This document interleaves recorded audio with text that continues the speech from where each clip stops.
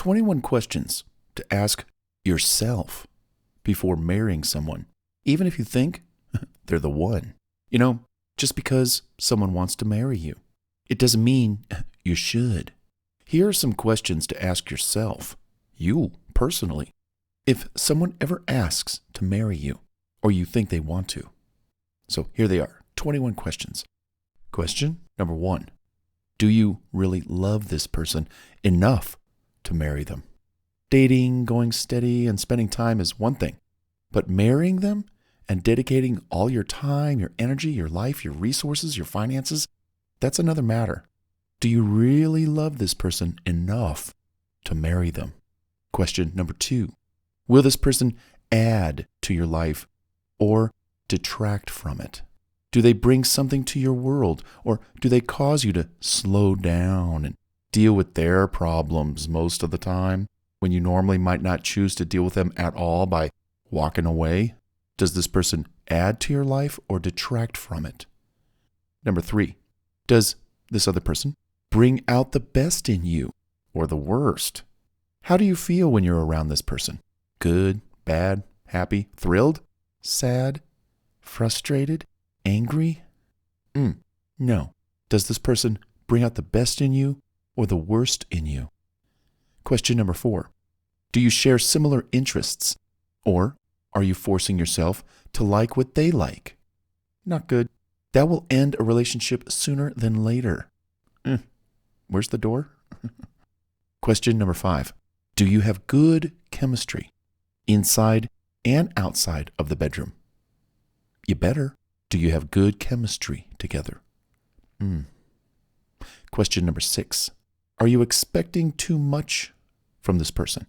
Are you asking for radical changes that they can't sustain just to accommodate your ideal soulmate needs? Question number 7. Does this person have good morals, habits, behaviors when in public and in private? How do they act? Can you live with what you've witnessed, or is there no problem there to begin with? Question number 8. Do you see any self-destructive signs in this other person? Better let a qualified professional work with them instead of you. I have a saying, I'm not paid to be your therapist. Yeah. Question number 9. Are your ambitions, visions, and goals in harmony with your potential soon-to-be soulmate? They should be. Isn't that what attracted you to this other person? Extreme polar opposites rarely work well together. Question number 10. Do you feel like you're settling for just anyone? Or should you really hold out for someone more ideal for you? Seriously, don't marry because you're lonely and you want someone to be with. Better to wait for someone best suited for you versus someone just to fill the void. That's not good. Question number 11. Am I listening to my heart voice or my head voice? Your heart and your head can both advise you, but in different ways. Take your time, get into a quiet space, and listen to them both. And here's the tip. Your head thinks fast and selfishly, whereas your heart knows what's best for you in the long run, even if the decision it tells you to make is a painful one. Such as you're in the kitchen, you touch a hot pan or a pot or a cookie sheet, you're like, oh, ow. The mind responds quickly, oh, don't touch that. And if you think with the mind about this other person, it's going to think quickly, oh, I don't know, maybe it won't work out, maybe it will, I don't know, that's the mind processing information. The heart, let's listen to the heart for a minute. Okay, heart, yes. Should I be with this person? Is this person really the ideal person for me? Will it work in the long run? No. Listen to the heart. It might have the answer you're looking for. Should I marry this person? Do they have the potential to go all the way, long distance, long term? They do. Interesting. And all you do is just ponder and reflect on what you heard, and then you can make the best decision. But it's very interesting. The heart and the head just have different points of view. Interesting. Question number 12.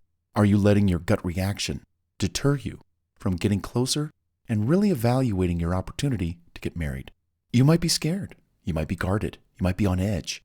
But if you were to take the plunge, maybe it wouldn't be so bad after all.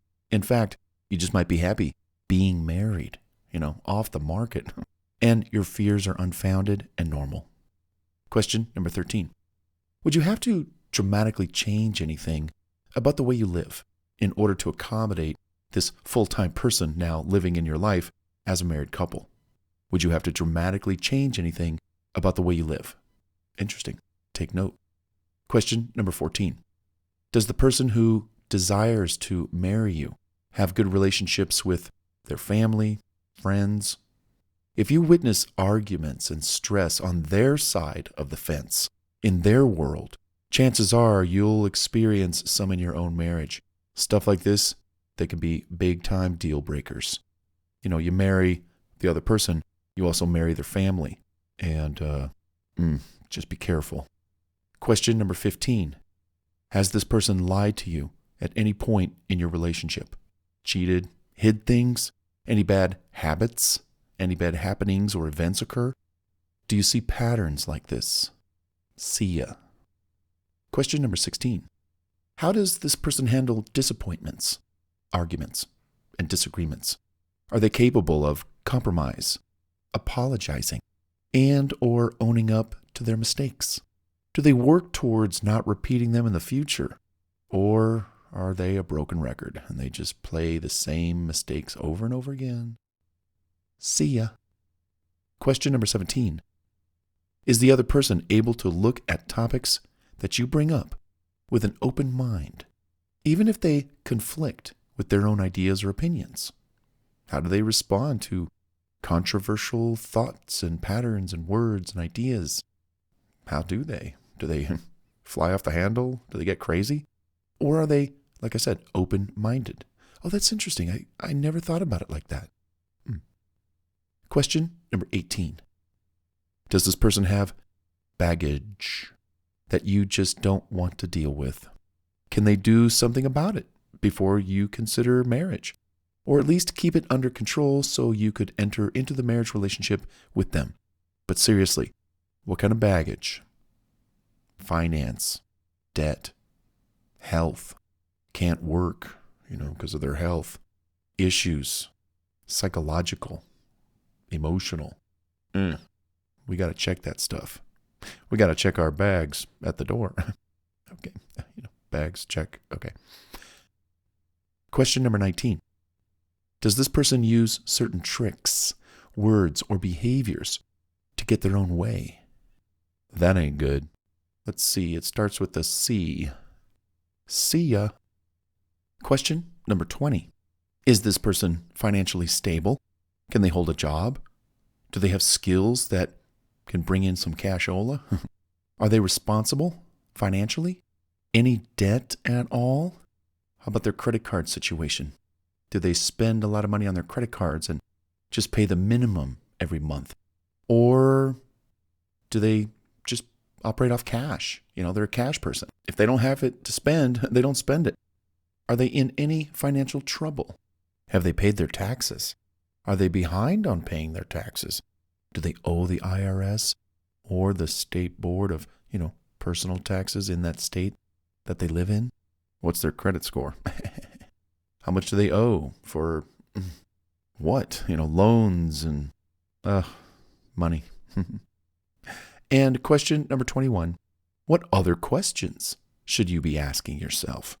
Make a list to remind yourself what they are and then ask them. You don't want to and you shouldn't enter any relationship with doubt of any kind or anything hidden from you. This is your life we're dealing with. You might be the one for this other person. That is true. But is this other person the one for you? We got to ask questions.